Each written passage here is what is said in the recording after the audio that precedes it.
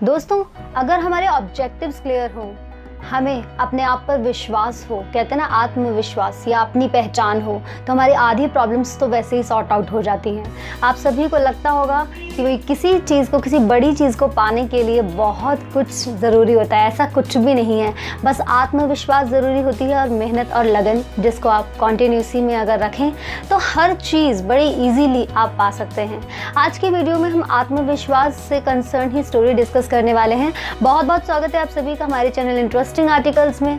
जिंदगी की कहानियां सीरीज में लेकर हाजिर हूँ फिर से एक नई कहानी, और कहानी के मुख्य पात्र होंगे वो मैं कहानी के एंड में बताने वाली हूँ। एक बार की बात है, मैं बिहार के छपरा ज़िले की बात कर रही हूँ, जहाँ पर एक स्कूल में रिज़ल्ट अनाउंस हो रहा था। आप जानते हैं पहले जो रिज़ल्ट अनाउंस करने का प्रोसीजर होता था वो कुछ इस तरह से होता था कि स्टूडेंट्स को, प्रिंसिपल जो है वो सभी बच्चों को अपने प्लेग्राउंड में इकट्ठा करते थे, और वहाँ पर अपने नहीं, मतलब स्कूल के प्लेग्राउंड में इकट्ठा करते थे यार, और वहाँ पर अनाउंसमेंट होती थी कि कौन से स्टूडेंट्स पास हैं, कौन से स्टूडेंट्स फेल हैं। एक लिस्ट प्रिपेयर की जाती थी। तो ऐसा ही हुआ, बिहार के छपरा ज़िले की बात कर रही हूँ। प्रिंसिपल सर आए मंच पर और उन्होंने अनाउंस करना शुरू किया जो बच्चे फेल थे उनके नाम और जो बच्चे पास थे। फिर उन्होंने पास वाले बच्चों को कॉन्ग्रेचुलेट किया, और जो बच्चे फेल थे उनको भी आगे बहुत अच्छी तरह से मेहनत लगन से पढ़ने के लिए मोटिवेट किया। अब इतना सब कुछ चल ही रहा था, और प्रिंसिपल सर का पूरा लेक्चर वगैरह कंप्लीट होने के बाद वो नीचे उतरे थे डाइस से, तो एक बच्चा आया और बोला, सर आपने जो नाम अभी अनाउंस किए हैं फेल वालों में, उसमें आपने मेरा नाम भी लिया है। तो प्रिंसिपल ने बोला, तो क्या हुआ बेटा, अगली बार और मेहनत से पढ़ना, पास हो जाओगे, ये कोई बहुत बड़ी बात नहीं है, बस लगन से पढ़ना ज़रूरी है। बच्चे ने कहा, नहीं सर, मुझे पता है मैं फेल नहीं हो सकता। प्रिंसिपल हैरान, ये तो हमारे ऊपर एक प्रश्न चिन्ह वाली बात है, तो एक टीचर के ऊपर और प्रिंसिपल के ऊपर प्रश्न चिन्ह। उन्होंने कहा, ऐसा कुछ भी नहीं है बेटा, मुझे पता है तुम्हें बहुत बुरा लग रहा है, कोई बात नहीं, अगली बार ध्यान रखना, और ये लिस्ट बिल्कुल सही है, तुम फेल हो गए हो, कोई बात नहीं, अगली बार पास हो जाओगे। बच्चा फिर ठहराव लेते हुए बोला, सर ये लिस्ट बिल्कुल ठीक है, क्या आपको लगता है? अब प्रिंसिपल के ऊपर एक और क्वेश्चन मार्क। उन्हें और गुस्सा आने लगा, तुम कहना क्या चाहते हो? और इतनी देर में ही वाइस प्रिंसिपल भागे हुए आए, बोले, सर वो जो लिस्ट थी उसमें कुछ गड़बड़ है, और नई लिस्ट जो है वो मैं प्रोवाइड करा रहा हूँ। तो प्रिंसिपल ने दोबारा जब नई लिस्ट चेक करी तो उसमें देखा वो बच्चा पास ही नहीं बल्कि उसने टॉप किया है। अब सोचकर देखो, बच्चे को विश्वास था कि कुछ गड़बड़ हुई है। यार ऐसा ज़रूरी नहीं है कि मतलब हर केस में होता है, लेकिन मेरे साथ पर्सनली भी हो चुका है। एक बार पोइट्री कंपटीशन की बात है, आपको पता है मैं पोइट्री की दीवानी हूँ, कविताएं लिखना मेरा शौक़ है। तो पोइट्री कंपटीशन में मेरा नाम जो है अनाउंस नहीं किया गया, जबकि मुझे यकीन था कि मेरी पोइट्री का कंटेंट भी एकदम यूनिक था, और ऊपर से बोलने का तरीका भी ऐसा था, और उसमें मैं पोजीशन होल्डर थी। लेकिन टीचर ने थोड़ा बेध्यानी में नाम अनाउंस नहीं किया।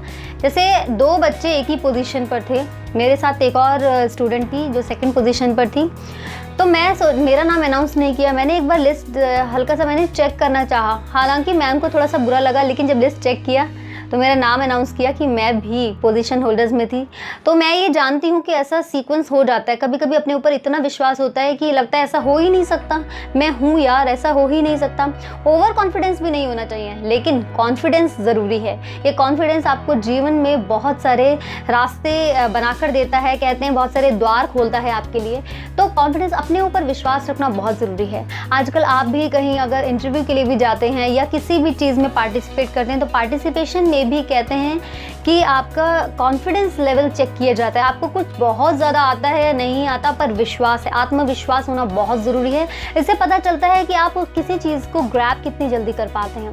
मतलब अगर नहीं भी आती है तो उस चीज़ से आप डीमोटिवेट ना होते हुए बहुत जल्दी उसमें सक्सेस अचीव कर लेते हैं।